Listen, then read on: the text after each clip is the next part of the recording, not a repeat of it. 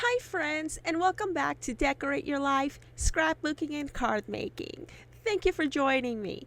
Today I have a card making tutorial using the new Spellbinders Amazing Paper Grace die set by Becca Feeken. This month, Becca is releasing this magnificent die set that's both beautiful and versatile. At the end of my tutorial, not only will you view pictures of the card that we build in this tutorial, but you'll also view how I use this die set to decorate the front of my mini album. You'll find my full supplies list with my affiliate links in the area right underneath this video and also in my blog. Enjoy the tutorial. So in today's project, we're doing a card making tutorial or process video in which we will use the Becca Feeken die set of the month for the month of July 2020, and this is what it looks like. And as you can see, it's a pretty large die set along with a beautiful filigree design. This is just outstanding. And of course you're gonna get your outside piece, your shaped piece, and your inner piece and the piece for the inside. And you also get some flower dies, as you can see right here. And so because of the size of this die set, what I've decided on doing is I'm going to use the 5x7 card bases. So we're gonna need one of these. And also what I'd like to point out is that quite often, and this is not my original idea to use this type of paper, this I got from my very good friend Christine, who is Shabby Pink House. If y'all have ever had the pleasure to receive one of Christine's cards, you will notice that she uses this type of paper to die cut her intricate die cuts, her intricate shapes.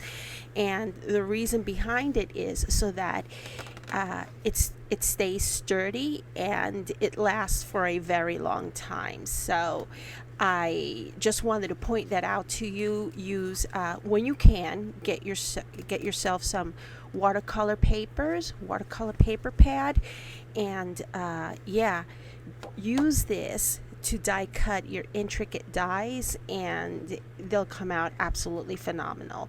And you know, depending on the die cutting machine that you have, you may have to do 2, 3, 4 runs, maybe with a shim. It all depends on the machine that you have.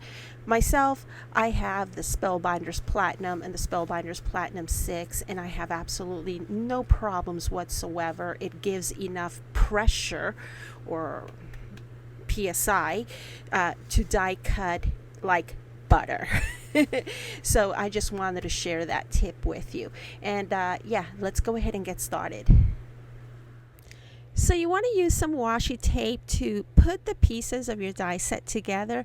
And not only do you want to use it on that, but also once you cut your piece of paper, the one in which you're going to be doing your die cut, it's always a good idea to add washi tape to that area as well. That way, if you need to run it through your machine a couple of times, you'll make sure that your piece is not going to move from your die set. So yeah, it's always a good idea on something as intricate as this to use washi tape for your paper.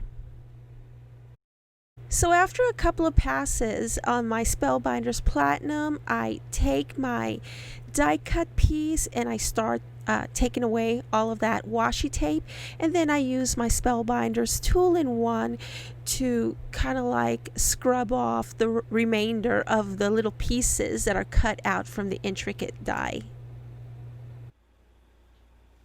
Okay, so I decided to cut two pieces.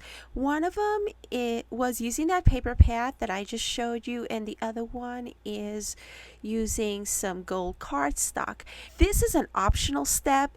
You can either lay this on your card as is, or to just add a little bit of an elegant dimension, you can die cut one of these mirror pieces.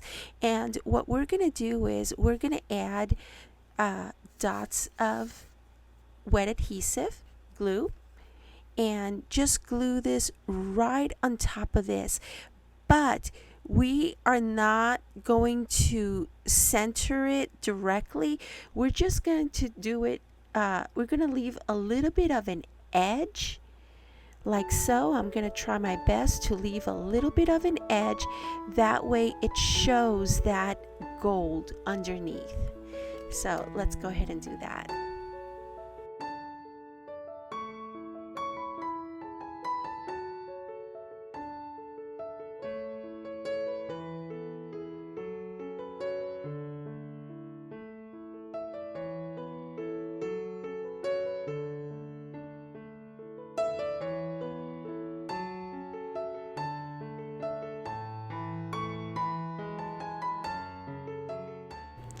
Okay, so now we're going to trim a piece of cardstock to 4 7/8 by 6 7/8 and a piece of designer paper to 4 3/4 by 6 3/4.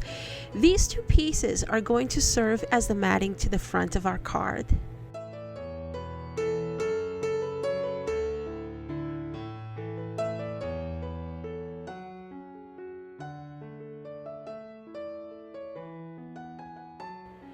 So now we're ready to add dimension to our card with some foam squares.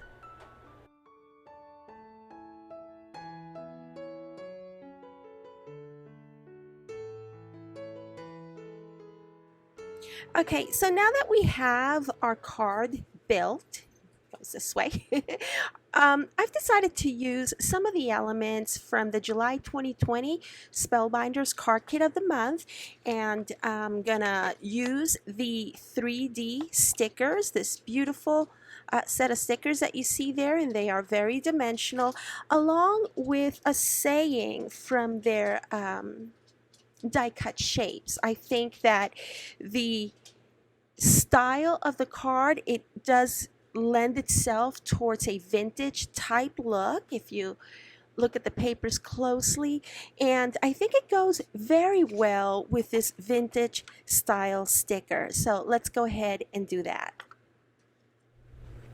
So even though this is a sticker, I went ahead and added some wet adhesive to make sure that it stays put. So let me bring the card closer to me so that I can see it better. And I think I'm gonna put it right along there.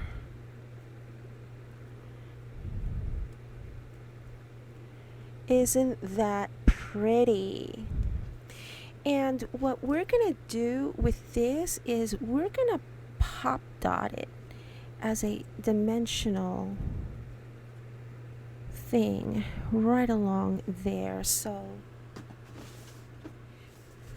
before we continue embellishing this a little bit further, let me take care of the inside of this card. As you very well know, I do tend to add some weight here, so now we're going to need to balance the weight on the outside of this card with a little bit of weight here by doing some matting. So let me take some coordinating cardstock. It'll probably be this very same color along with the white to add some weight here. Okay, so now that we've finished adding a mat to the inside of our card, that way when the recipient stands it up, it's not going to flip over or fold over. And we're now ready to add flat back pearls if you wish, maybe a little bit of bow, a lace, whatever it is that you wish to finish up this card, or you can call it finished right about now. I think it looks beautiful as it is. We can add a little bit more to it. It's all up to the maker. And stay tuned for pictures of the completed project, and I also want to show you how else you can use your Spellbinders dies from the amazing paper grace Becca Feeken on other types of projects as well. So stay tuned, and thank you so very much for watching. And if you haven't subscribed to this channel and you are loving my content and my tutorials and project shares, go ahead and subscribe to my channel. I would love to have you.